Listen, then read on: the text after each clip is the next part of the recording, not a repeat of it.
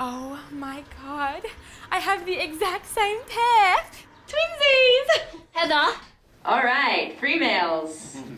All right, so again, this is a web series, so we showed you 3 series of the web series altogether. But what a raucous delight, right? Any opening comments about FREEMALES? Out of all the movies, that was my favorite movie of all because I felt it was the most real and the most, like, I could relate to it the most.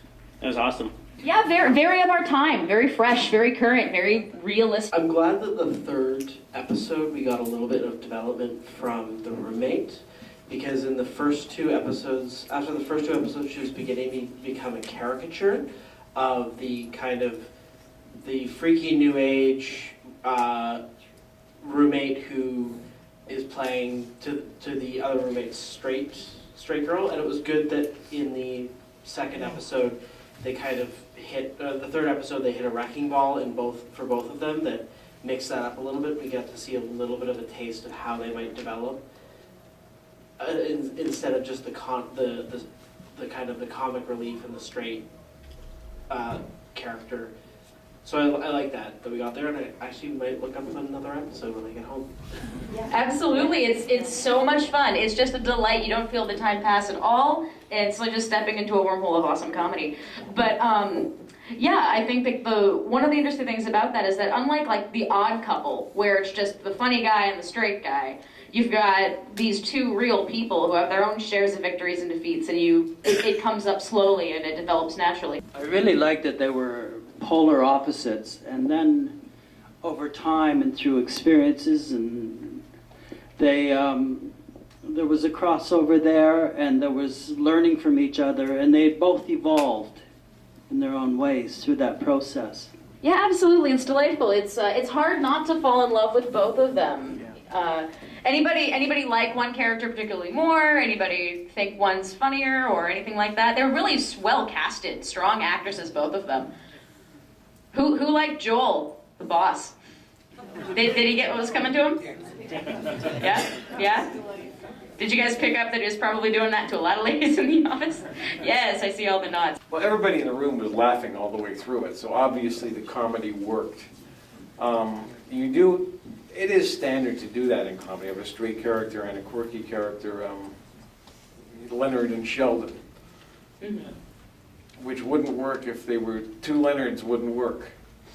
Mm-hmm. So you have to do that sort of thing. Or Felix and Oscar on The Odd Couple, well, they're both kind of, one is extremely neurotic and the other one's a slob. So that's any kind of conflict. So you'll have conflict between these 2, but it's funny conflict and it works on all levels. Mm-hmm.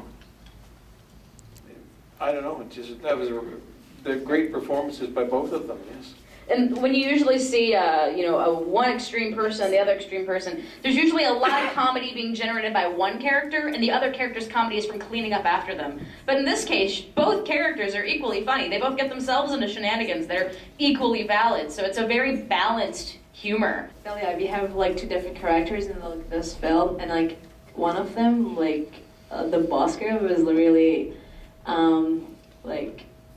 she didn't actually do something like funny, but like the other one was so funny, and then she said, okay, like life just goes on, so like don't worry about what is happening, like, or whatever. But I really love the girl who was really funny, and then because like we always need someone in our life that just makes us feel laugh, and then actually like I guess as he said, like both evolved together because they both agreed like life can be better than like what is going on right now. So like as I said, the funny girl was more better than the other one, but at the end they actually like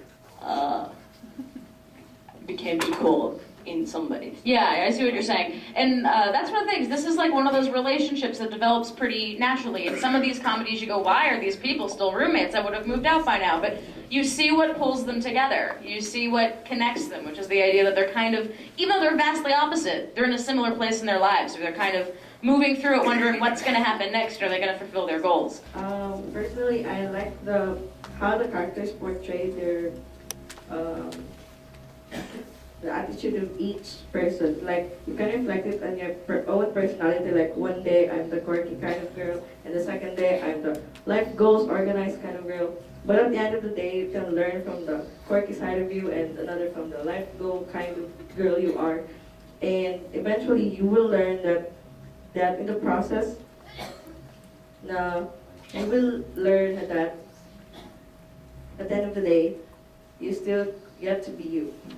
For sure, yes. I just want to quickly just say I want to acknowledge high praise to the writing on this. It's brilliant. And I don't want to miss the homoeroticism of it either. That's very clever.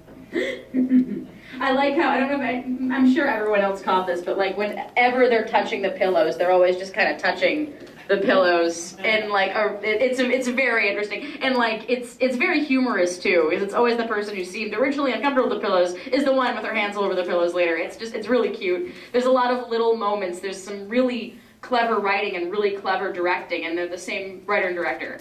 So yeah, there's definitely a lot of detail, a lot of thought put into all the aspects of it. It seems the final statement is it's okay to be yourself.